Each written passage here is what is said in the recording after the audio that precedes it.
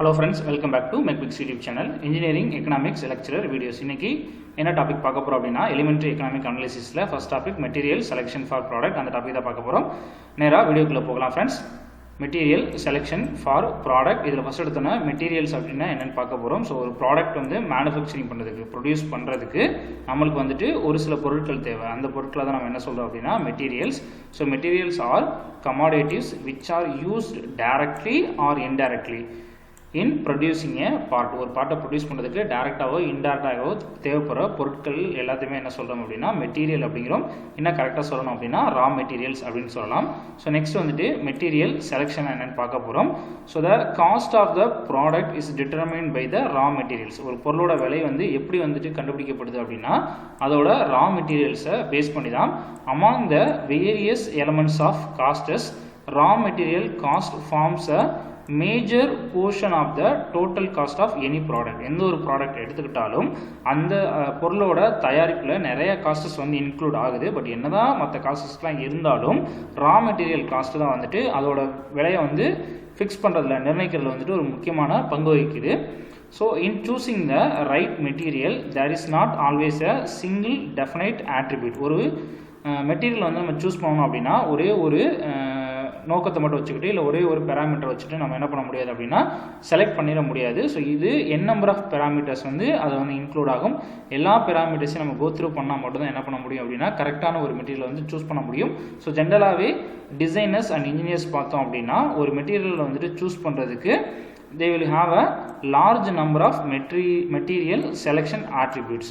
So அந்த ஆட்ரிபியூட்ஸ்லாம் என்னன்னு சொல்லிட்டு அடுத்தடுத்து வந்துட்டு பார்க்கலாம். ஸோ ஃபஸ்ட் எடுத்தோன்னே பார்த்தோம் அப்படின்னா மெட்டீரியல் ப்ராப்பர்ட்டிஸ். ஜென்ரலாக வந்துட்டு மெட்டீரியல்ஸ் எடுத்துட்டோம் அப்படின்னா அதுக்கு வந்து நிறைய ப்ராப்பர்ட்டி இருக்குது. டக்டைலிட்டின்னு சொல்லுவாங்க, மெலபிலிட்டி அப்படின்னு சொல்லுவாங்க, ஸ்ட்ரென்த் இருக்குது. இது எல்லாத்தையுமே அவங்க என்ன பண்ணுவாங்க அப்படின்னா கன்சிடர் பண்ணுவாங்க. இதெல்லாம் கன்சிடர் பண்ணி தான் என்ன பண்ண முடியும் அப்படின்னா நம்மளால் ஒரு மெட்டீரியல் வந்து சூஸ் பண்ண முடியும். ஸோ அந்த material properties should meet the are expected level of the performance. நம்ம என்ன நினைக்கிறோமோ அதை வந்து அது என்ன பண்ணணும் அப்படின்னா மீட் பண்ணணும். So expected level of performance அது வந்து ஃபஸ்ட்டு வந்து நம்ம பார்த்துக்கணும். தென் செகண்ட் பார்த்தோம் அப்படின்னா மெட்டீரியல் காஸ்ட். ஸோ ஒரு மெட்டீரியலை பொறுத்த வரைக்கும் அந்த மெட்டீரியல் வந்து ஈஸியாக கிடைக்கக்கூடிய மெட்டீரியலாக இருந்துச்சுன்னா காஸ்ட் மேபி கொஞ்சம் கம்மியாக இருக்கலாம். ரொம்ப கஷ்டப்பட்டது கிடைக்கிற மாதிரி இருந்துச்சு அப்படின்னா காஸ்ட் வந்து எப்படி இருக்கும் அப்படின்னா அதிகமாக இருக்கும். அதே மாதிரியே நம்ம டிரான்ஸ்போர்ட்டும் பார்த்தோம் அப்படின்னா பக்கத்தில் வந்து கிடைக்கிற மாதிரி இருந்துச்சுன்னா கொஞ்சம் காஸ்ட் கம்மியாக இருக்கும். இதுவே லாங் டிஸ்டன்ஸ் வந்து கிடைக்கிற மாதிரி இருந்தால் அந்த மெட்டீரியலோட காஸ்ட் வந்து அதிகமாக இருக்கும். ஸோ மெட்டீரியல் காஸ்ட் வந்துட்டு ரொம்ப இம்பார்ட்டன்ட். ஸோ நம்ம எப்படி சூஸ் பண்ணுவோம் அப்படின்னா சீப்பர் ப்ரைஸ், ரொம்ப கம்மியான விலையில் எந்த மெட்டீரியல் வந்து குவாலிட்டியாக கிடைக்குதோ அந்த மெட்டீரியல் நம்ம என்ன பண்ணுவோம் அப்படின்னா சூஸ் பண்ணுவோம். ஸோ அதையும் என்ன பண்ணுறாங்க அப்படின்னா ஒரு ஆட்ரிபியூட்டாக கன்சிடர் பண்ணுறாங்க. தென் தேர்ட் ஒன் பார்த்தோம் அப்படின்னா மெட்டீரியல் அவைலபிலிட்டி. ஸோ இதான் சொன்னது மேபி பக்கத்து டிஸ்ட்ரிக்ட்லேயே கிடைக்கலாம், நம்மளோட பக்கத்துலேயே இருக்கலாம், இல்லை அப்படின்னா அதர் ஸ்டேட்டில் இருந்து கூட கிடைக்கலாம். ஸோ இதெல்லாம் வந்துட்டு நம்ம என்ன பண்ணணும் அப்படின்னா கன்சிடர் பண்ணணும். அவைலபிலிட்டி அப்படின்னா டிரான்ஸ்போர்ட் வந்து நம்மளுக்கு ஈஸியாக இருக்கும். டிரான்ஸ்போர்ட் ஈஸியாக இருந்தால் என்ன பண்ண முடியும்னா மெட்டீரியல் வந்து எங்கே கிடைச்சாலும் நம்மளோட ஒர்க் பண்ணுற இடத்துக்கோ இல்லை நம்மளோட கம்பெனியை கொண்டு வர முடியும். ஸோ மெட்டீரியலோட அவைலபிலிட்டி வந்து எப்படி இருக்குது அப்படிங்கிறதும் நல்லா பார்த்துக்கணும்.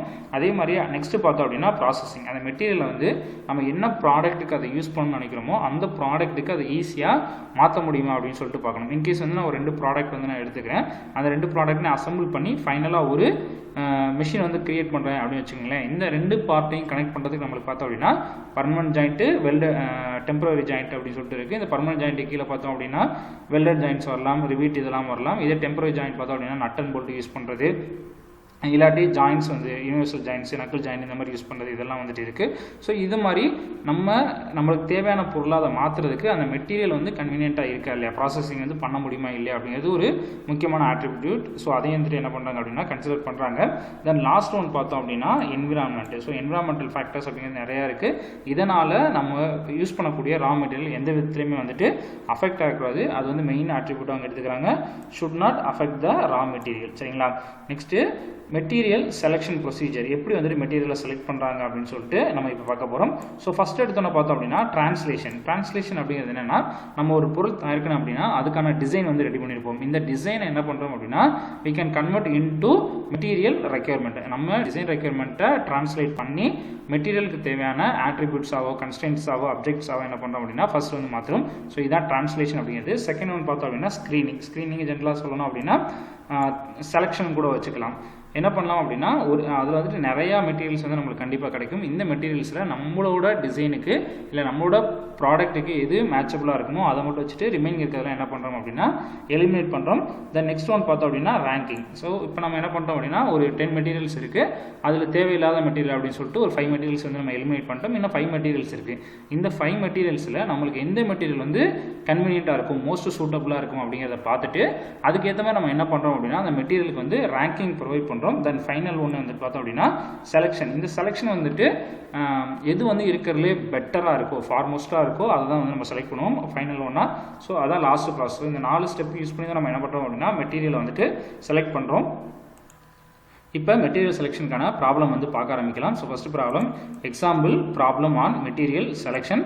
ப்ராப்ளம் பார்ட் ஸ்டேட்மெண்ட் பார்த்தோம் அப்படின்னா இந்த design of jet engine part the designer has a choice of specifying either an aluminum alloy, aluminum material use பண்ணலாம், or steel casting, steel use பண்ணலாம் அப்படின்னு சொல்லி அவங்க ஃபைண்ட் அவுட் பண்ணியிருக்காங்க.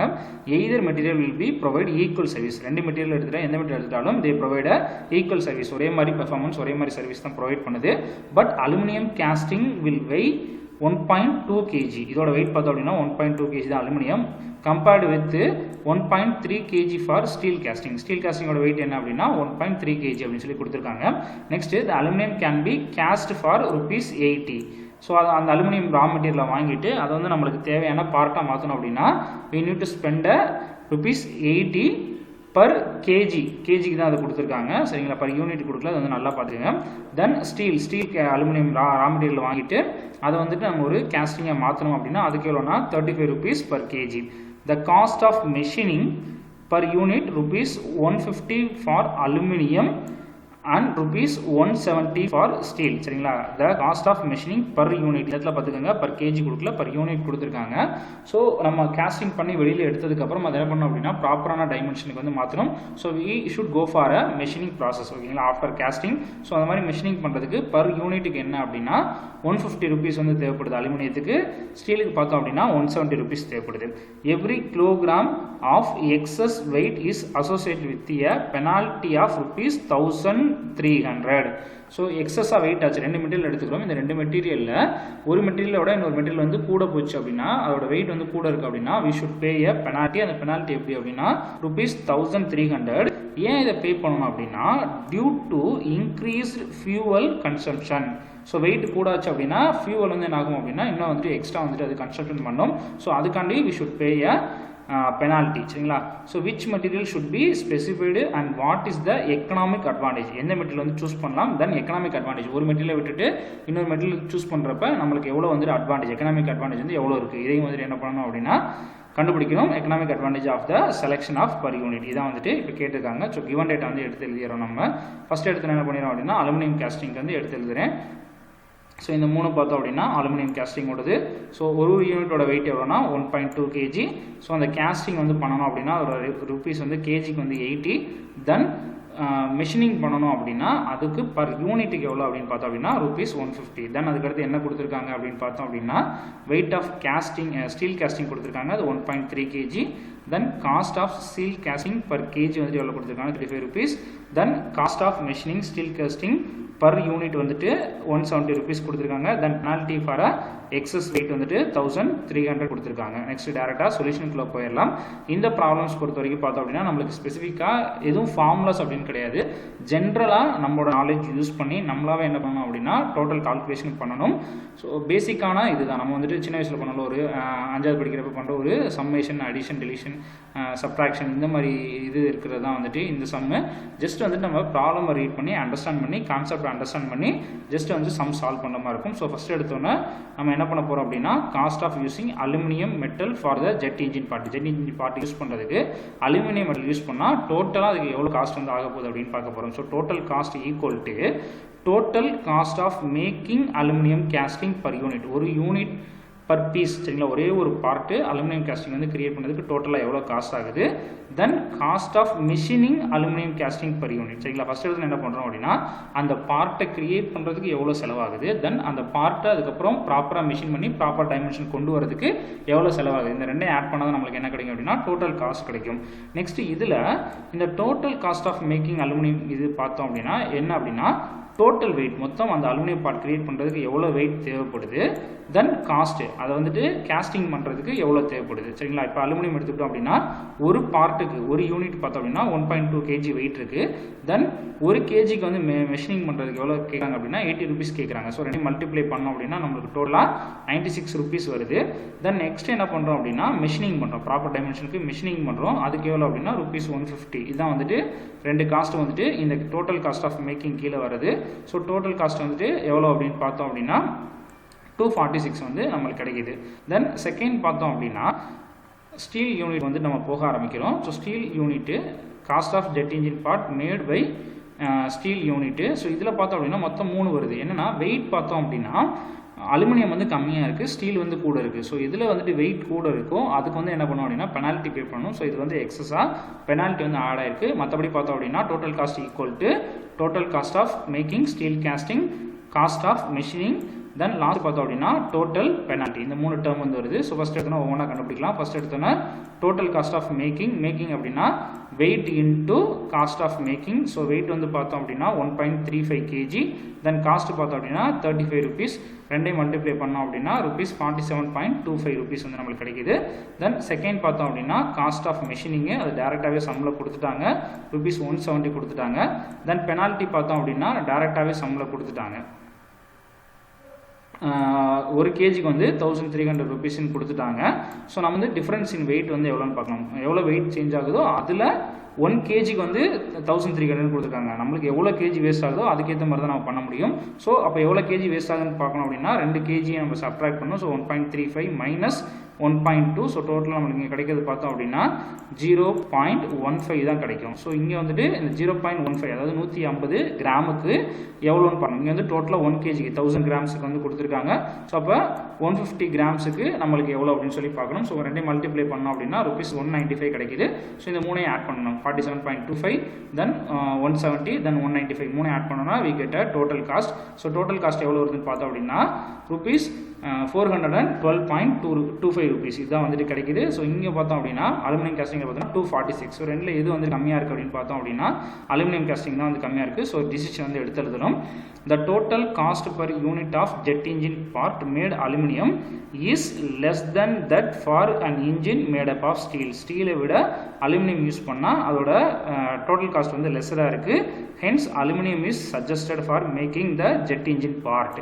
ஸோ அலுமினியம் தான் நம்ம என்ன பண்ண போகிறோம் அப்படின்னா ஜெட் இன்ஜின் பார்ட்டை மேக் பண்ண யூஸ் பண்ண போகிறோம். First decision எழுதிடணும். தென் அதில் செகண்டாக பார்த்தோம் அப்படின்னா ப்ராப்ளத்தில் என்ன கேட்டிருந்தாங்க லாஸ்ட்டில் அப்படின்னு பார்த்தோம் அப்படின்னா எக்கனாமிக் அட்வான்டேஜ்னு ஒரு டேர்ம் கேட்டிருந்தாங்க. ஸோ அதை வந்து கண்டிப்பாக நம்ம வந்து கண்டுபிடிச்சி எழுதணும். ஸோ எக்கனாமிக் அட்வான்டேஜ் அப்படிங்கிறது எவ்வளோ பணம் வந்து நம்ம மிச்சப்படுத்துகிறோம் அப்படிங்கிறது. So economic advantage of using aluminium over steel per unit அப்படிங்கிறது பார்த்தோம் அப்படின்னா ₹4.125 மைனஸ் ₹246. எது ஹையஸ்டான காஸ்ட் லோயஸ்டான காஸ்ட் கழிச்சோம் அப்படின்னா நம்மளுக்கு ஒரு காஸ்ட் கிடைக்கும். இங்கே வந்து 166.25 கிடைச்சிருக்கு. இந்த காஸ்ட்டு தான் பார்த்தோம் அப்படின்னா நம்ம சேவ் பண்ண எக்கனாமிக் அட்வான்டேஜ் காஸ்ட்டு. ஸோ இதை வந்துட்டு ஃபைனலாக டிசிஷனில் கண்டிப்பாக எடுத்து எழுதணும்.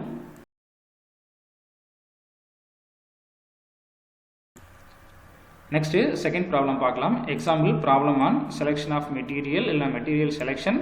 Problem number 2. A company manufactures dining tables. ஒரு கம்பெனி வந்து என்ன பண்ணாங்க டைனிங் டேபிள் வந்து தயாரிக்கிறாங்க. Which mainly consist of wooden frame. அது வந்து கண்டிப்பாக உட்டன் ஃப்ரேம் இருக்கும் மெயினாக.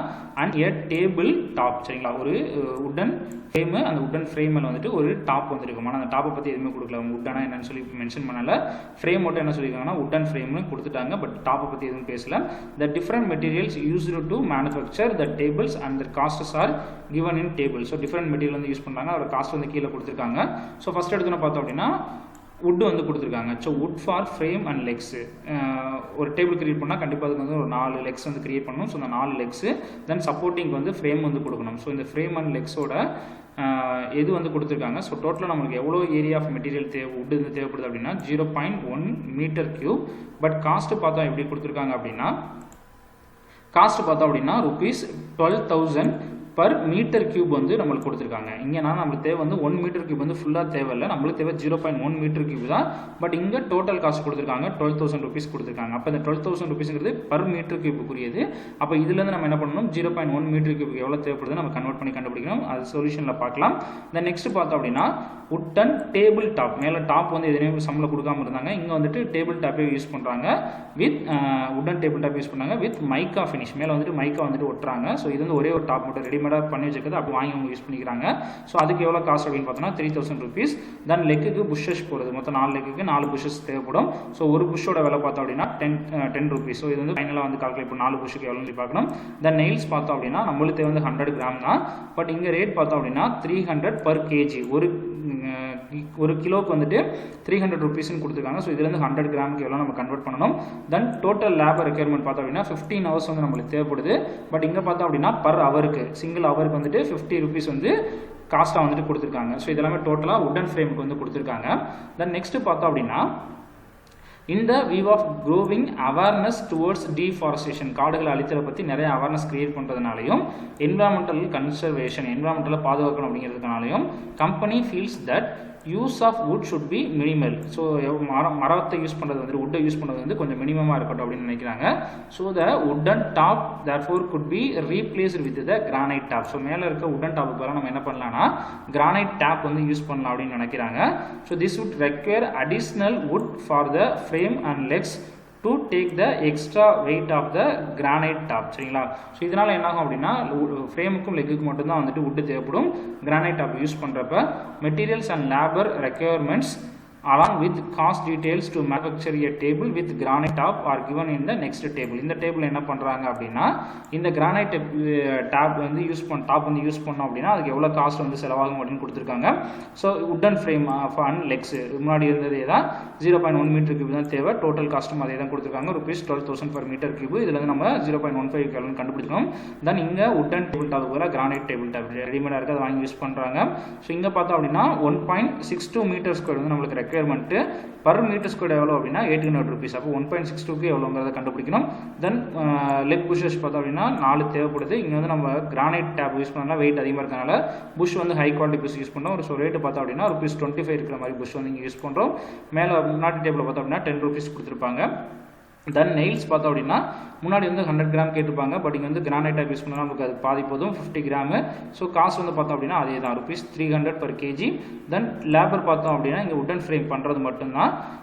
லெக்ஸ் வச்சுட்டு உட்டன் ஃப்ரேம் வச்சு சப்போர்ட் கொடுத்துட்டோம் அப்படின்னா மேலே டாப் ஊற்றிக்கி அப்படி வச்சிடலாம். கிரானைட் டைப் வந்து தனியாக இது பண்ணணும் அவசியம் இல்லை. ஸோ 8 hours இருந்தால் போதும். ஸோ டோட்டலாக பர் ஹவருக்கு எவ்வளோ rupees அப்படின்னு பார்த்தோம் அப்படின்னா 50 rupees தான் வந்துட்டு பர் ஹவருக்கு. ஸோ இதுலேருந்து 8 hours எவ்வளோ தேவைப்படுதுன்னு பார்க்கணும். ஸோ என்ன பண்ணலாம் அப்படின்னா ஃபைனலாக அவங்க என்ன கேட்டிருக்காங்க அப்படின்னா if the cost of the dining table with granite top works out to be lesser than that of the table with wooden top, the company is willing to manufacture the dining tables with the granite top. So wooden டாப்பில் பண்ணுறோம், granite டாப்பில் பண்ணுறோம். ரெண்டில் வந்துட்டு in case granite top வந்து கம்மியான காஸ்ட்டில் இருந்துச்சுன்னா அவங்க அடுத்து வந்துட்டு கிரானைட் டாப் இருக்கிற ஒரு டேபிள் டைனிங் டேபிள் வந்து ப்ரிப்பேர் பண்ணலாம் அப்படின்னு சொல்லி ஐடியாவில் இருக்காங்க. So compute the cost of manufacture of the table under each alternative. ஒவ்வொரு ஆல்டர்னேட்டிவில் காஸ்ட் வந்து எவ்வளோ அப்படிங்கிறத நம்ம வந்து கோத்ரூ பண்ணணும். And suggest the best alternative, 2 alternative எது வந்து பெஸ்ட்டுன்னு சொல்லணும். And also find the economic advantage, அதோட எக்கனாமிக் அட்வான்டேஜ் எவ்வளோங்கிறதையும் நம்மளை ஃபைண்ட் அவுட் பண்ண சொல்லியிருக்காங்க. ஸோ நேராக சொல்யூஷனுக்குள் போகலாம். ஸோ ஃபஸ்ட் இடத்துல என்ன கொடுத்துருக்காங்க, cost of wooden frame and லெக்னு கொடுத்துருக்காங்க. பர் மீட்டர் கியூபுக்கு எவ்வளோ கொடுத்துருக்காங்க, ₹12,000 கொடுத்துருக்காங்க. பட் நம்மளுக்கு தேவை வந்து 0.1 தான் தேவை. ஸோ ருபீஸ் பார்த்தோம் அப்படின்னா 2 மல்டிப்ளை பண்ணால் நம்மளுக்கு கிடச்சிரும் ₹1,200. தென் உட்டன் டாப் ஆல்ரெடி ரெடி பண்ணி வச்சிருந்தது பார்த்தோம் அப்படின்னா ₹3,000, ஒரே ஒரு சிங்கிள் பீஸ் தான், அதோட காசு அப்படியே கொண்டு வந்துடும். தென் புஷஸ் பார்த்தோம் அப்படின்னா ஒரு புஷ் வந்து ₹10. ஸோ 4 புஷஸ் பார்த்தோம் அப்படின்னா ₹40. தென் காஸ்ட் ஆஃப் நெயில் பார்த்தோம் அப்படின்னா ₹300. ஸோ அது வந்து நம்மளுக்கு எவ்வளோ தேவை அப்படின்னா 100 கிராம் தான் தேவை. அவங்களுக்கு கொடுத்துருக்கிறது என்ன பார்த்தோம்னா 1000 கிராம் கொடுத்துருக்காங்க. ஸோ 2 மல்டிப்ளை பண்ணோன்னா we get ₹30. Then cost of labour பார்த்தோம் அப்படின்னா பர் ஹவருக்கு வந்து ₹50 கொடுத்துருக்காங்க. நம்மளுக்கு டோட்டலாக வந்து 15 hours தேவை. ஸோ டோட்டலாக மல்டிப்ளை பண்ணோம் அப்படின்னா ₹750 வந்து கிடைக்குது. ஸோ டோட்டலாக இந்த காஸ்ட் எல்லாத்தையும் ஆட் பண்ணோம்னா total cost of wooden top பார்த்தோம் அப்படின்னா ₹5,020. இதுதான் வந்துட்டு wooden top full and full வந்து உட்டில் மட்டும் ப்ரிப்பேர் பண்ணுறதோட காஸ்ட்டு. தென் கிரானைட் டாப் வச்சதோட காஸ்ட் எவ்வளோ அப்படின்னு சொல்லிட்டு பார்க்கலாம். Cost of wood for frame and legs பார்த்தோம் அப்படின்னா காஸ்ட் வந்து அதே காஸ்ட் தான். பட் ரெக்யர்மெண்ட் பார்த்தோம் அப்படின்னா கொஞ்சம் நல்லா ஸ்ட்ரென்த்தாக போடணும் அப்படின்னால 0.15 மீட்டர் கியூப் நம்மளுக்கு தேவைப்படுது. ஸோ ரேட் பார்த்தோம் அப்படின்னா rupees 1800 rupees. Then cost of granite tab எவ்வளோன்னு பார்த்தோம் அப்படின்னா per meter cube வந்து 800 rupees per meter squared. நம்மளுக்கு தேவை வந்து 1.62 meter square தேவை. ஸோ ரெண்டையும் மல்டிப்ளை பண்ணோம் அப்படின்னா rupees 1296 rupees. தென் புஷஸ் பார்த்தோம் அப்படின்னா கொஞ்சம் ஹை குவாலிட்டி புஷஸ். ஸோ ரேட் வந்து rupees 25. 4 புஷ் தேவை. ஸோ மல்டிப்ளை பண்ணோம் அப்படின்னா rupees 100. தென் நெயில் பார்த்தோம் அப்படின்னா பர் கேஜி வந்து 300. நம்மளுக்கு தேவை வந்து 50 கிராம்ஸ் மட்டும்தான். ஸோ 1000 கிராமில் 50 கிராம்ஸ் எவ்வளோ அப்படின்னு பார்த்து 300 மல்டிப்ளை பண்ணோம் அப்படின்னா we get rupees 15. Then labour பார்த்தோம் அப்படின்னா ஒரு பர் ஹவருக்கு வந்துட்டு 50 rupees. அது மொத்தம் வந்து 8 hours தான் தேவைப்படுது. ஸோ டோட்டலாக மல்டிப்ளை பண்ணால் 40 rupees வந்து நம்மளுக்கு காஸ்ட் ஆகுது. தென் டோட்டல் காஸ்ட் கிரானைட் டாப் வச்சோம் அப்படின்னா அதோட டேபிளோட காஸ்ட் எவ்வளோ அப்படின்னு பார்த்தோம் அப்படின்னா 3611 rupees. ஸோ இதுக்கு முன்னாடி பார்த்தோம் அப்படின்னா உட்டன் டாப் வச்சோம் அப்படின்னா 5020 rupees தேவைப்படுது. பட் இங்கே பார்த்தோம் அப்படின்னா 3611 தான். ஸோ இது வந்து ஈஸி அப்படின்னா இந்த கிரானைட் டாப் வைக்கிறது தான். ஸோ அதை வந்து நம்ம என்ன பண்ணோம் அப்படின்னா டிசிஷனில் மென்ஷன் பண்ணணும்.